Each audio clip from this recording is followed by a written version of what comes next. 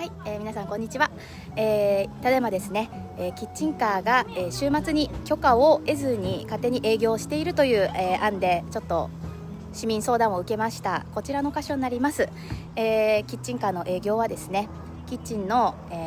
中に関しては、北部の保健所、そして、その営業する場所の土地に関しては土地の所有者の、許可が必要ですので、皆様キッチンカーを営業する際は、そういった、ルールなどに気をつけられて、営業をされてください。では今からですね、警察署、あとは、北部土木事務所